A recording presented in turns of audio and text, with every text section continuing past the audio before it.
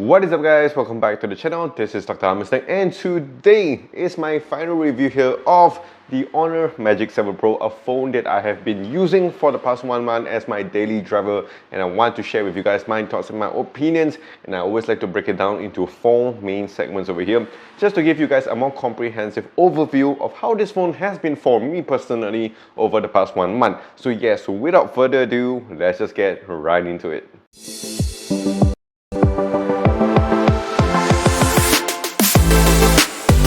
So first things first, let's talk about the price of the Magic 7 Pro. So here in Malaysia in 2025, it does start off at about 43.99 ringgit, which would place it nicely at the $1,000 mark. So it is firmly in the flagship space over here, and we're going to check it out as a full-on flagship phone. So the first segment that I do want to talk about here is of course the holding experience, basically how the phone would feel in your hand on a daily basis, and what I can say is that it feels really good. That's what she said. So what I mean by that is that I really do like the finish on this. I really like the design of this as well. It is very similar to last year's Magic 6 Pro, which I absolutely did like a lot. It's one of my favorite phones in 2024. One thing that of course you will notice over here compared to the Magic 6 Pro is of course the back over here. On the back we do have a nice glass finish compared to the eco leather that we have gotten with the Magic 6 Pro. Some people might like it, some people might not find it a bit too boring, I would say. For me, to be honest, in a long-term basis, I would feel that the glass would last longer compared to the eco leather. Overall, when it comes to the finish here, it is a little bit slippery on the back, but it's not too slippery. And I do like the matte finish on this, and it does have that cloudy image on it as well. So in case if you want to use it without a case, you don't have to worry about the smudges on the back over here because it's really, really nice. And I really like the design of this. Very simple, very minimalistic, and I really do like it. One thing that I have also followed here from last year's Magic 6 Pro is the fact that on the sides here we do have more of the squared sides compared to rounded edges from previous phone models. I really prefer that because it feels more futuristic, more modern looking, and definitely feels more comfortable in your hand on a daily basis. And of course the curve on the sides over here makes it very comfortable when you're putting it on your hand for long-term usage. One more thing you will notice here is of course the big camera bump that we have on the back here as well. I do like it in the sense that we do have that kind of finger rest when you're using this phone for long periods of time, when you're going through your social media or whatsoever. So definitely if you're going to use a phone case with it, it will make it even bigger. So it does give you more support when you're using this phone on a longer basis, because this phone is a little bit heavy, not the heaviest I would say, it's evenly balanced. And of course this phone is pretty big. So yes, definitely you need some finger support when you're holding this phone for a long period of time. Other than that, one thing that I feel is a little bit of a downgrade over here compared to last year's Magic 6 Pro is the button placement. I did like it that with the Magic 6 Pro, it was a bit lower for my liking here. So it's actually better to reach for the power button and the volume rockers. For some reason, they kind of have to change it here. I know it's a new phone, so they have to change the design over here, making it a little bit higher for my liking here. So you do have to go up and stretch a little bit more, especially when you want to use the volume rocker, which is a little bit annoying. Other than that, when it comes to the fingerprint scanner over here, we have an ultrasonic fingerprint scanner, and I think the placement on this is really, really nice. It's right at the center over here. You don't have to stretch all the way down, so it's very convenient to reach all the buttons and also the fingerprint scanner here as well. Other than that, we know that it's a very solid device and it feels really good in hand. So overall, when it comes to the holding experience of this, I will give it a solid 9 out of 10. So now moving on to the second segment, let's talk about the viewing experience. So basically I want to cover the display, the speakers, and also the haptics on this.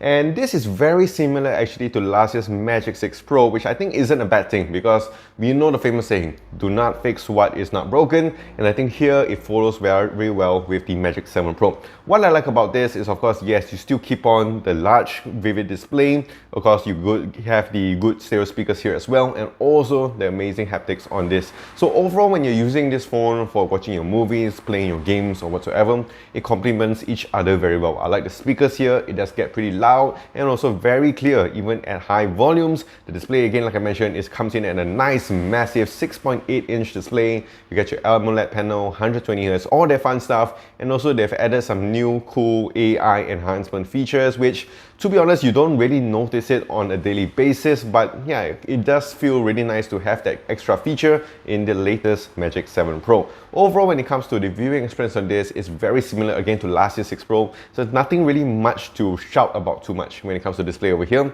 But yes, definitely you notice the extra brightness here when you're using it in outdoor settings, so it definitely helps a lot, especially if you want to use stuff like your Google Maps, or if you just want to go through your social media to find certain things on a so-called sunnier lighting condition. So overall, that really helps a lot. So for the viewing experience on this, I will give it a solid 8.5 out of 10. Alright, and of course, going on to the third segment over here, let's talk about the user experience. So basically, I'm going to cover the hardware and software side of things. So hardware-wise, yes. Again, this is very similar again to the Magic 6 Pro. We have some upgraded stuff here as well. We have the latest LPDDR5X RAM, we have the latest UFS storage, and we also have the latest Snapdragon 8 Elite processor right in this phone. And of course, when it comes to the battery over here as well, we do have an upgraded battery here, about 5800 milliamps of battery, which of course is amazing and massive for a phone like this. So yes, battery performance on this has been really good. You get more than a full day of usage over here, and of course you can use the Honor supercharger over here to pump this baby up very fast, so you don't have to worry when it comes to the battery performance here. Very good in 2025 standards over here, very powerful, and this is definitely something, of course, you have to consider when buying a new flagship phone, the battery performance. Because to be honest, phones nowadays are really fast, very snappy, very smooth, but of course we want that extra battery, and of course we want that battery charging speed here as well, because we are always on the go. No more COVID, no more staying at home, so definitely the battery and charging would help a lot, especially with a flagship phone. You're paying big bucks, and of course you want your big watts and all that good fun stuff with your phone over here. One, of course, major thing that we have to talk about when it comes to the Magic 7 Pro is, of course, the AI features over here. And yes, they have introduced it with the Magic 6 Pro, the Magic V3, and many other Honor phones. And over here, we have added some more cool stuff, which I really do like. So we do have, of course, the AI eraser, a very cool tool. So definitely, like recently, I've been going for a holiday trip in Ho Chi Minh City, Vietnam. And I did, I don't have to worry about taking photos here because again, the camera here is really good. You can take some images, and of course you can use the AI eraser to remove certain things. We have also the AI Translate app here as well to help me move around. Yes, Vietnamese is not inside it, but of course it helps a lot when you're traveling to other major countries like Japan, China, or maybe to France or whatsoever. Definitely very helpful. I tried to use it multiple times, but I don't have that many multilingual friends around. Other than that, we have the AI notes here as well. Very useful. I do like the fact that the text-to-speech here, or the speech-to-text actually translation here, is fairly, I think I would say about 85% accurate compared to many other AI softwares out there. So it's really good. I've been using it a lot, especially when it comes to going on for some keynotes or whatsoever. The AI note taking on this is really good as well. And of course, we have some AI enhancement feature in the camera app, which we are going to talk about in the latest segment. But overall, I would say that this AI stuff over here is really good. We have the deepfake stuff here as well. I don't really get a lot of spam calls or whatsoever, so I don't really use it that much. But it's of course a really awesome feature that hopefully in the near future we can use it more for certain things as well. And of course, when it comes to the AI editing app here as well, of course, all really good to go. And of course, we have the Google Circle to search, the Knuckle to search here as well. Very fun stuff. Hopefully they will add a little bit more compatibility with many other apps. Like here in Malaysia, we use Shopee, Lazada, all this other stuff a lot. So hopefully they can integrate this AI stuff with all these other apps. That would be really awesome. So overall, when it comes to the performance on this, the user experience, I'll give it a solid, definitely 9 out of 10. Alright, and of course, going on to the latest segment over here, and that is of course the camera experience on this. So yes, I was really happy to be able to actually use this phone on my trip here in Vietnam, and I managed to take a lot of amazing, stunning images. And I gotta say, the cameras on this, okay, first of all, I wouldn't say it's like the top of the line, the best in 2025, because it's a long way more to go. I wouldn't even say it's the best in 2024, but it is 90% very good. And I think this camera over here is very capable for a lot of shots. You don't have to worry about it.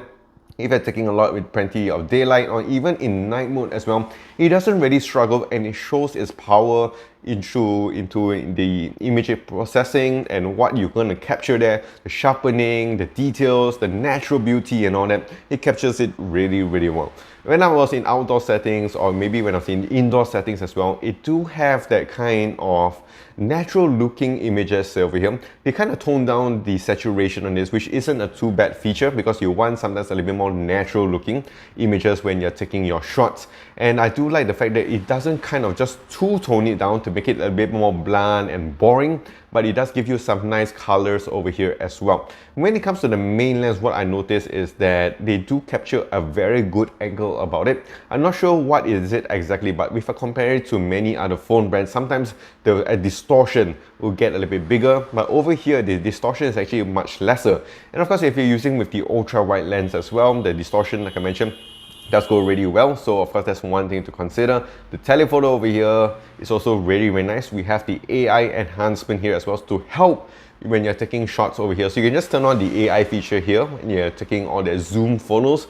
So especially if you're going to use it for some concerts, or maybe if you are outdoor and you want to take a picture of a mountain or a building over here which is really, really far away, and you want to capture some details, you can actually turn on this feature over here to capture a little bit more sharpness when you're taking the shots over here. So overall, the camera on this is really, really nice. I've used the video here as well, very awesome, and I do like the kind of hardcore effect they've added here as well, especially when it comes to the portrait modes. So we have three enhancements over here: the more saturated, vivid colors, the more natural, and also the black and white. It's really hard to pick which one's my favorite, but to be honest, most of the time I will go more for the vivid or for the natural. And I really do like the kind of texture that comes out when you're taking your portrait shots. For me, I little bit like a bit more details, a bit more ruggedness, so definitely that is for me. But on the menu setting, the default settings, they'll give you a little bit more kind of smoothing effect, which I think a lot of more of the female users would like. So overall, when it comes to the camera experience on this, I would say it's really, really good. So definitely for this, I'll give it a solid 9 out of 10.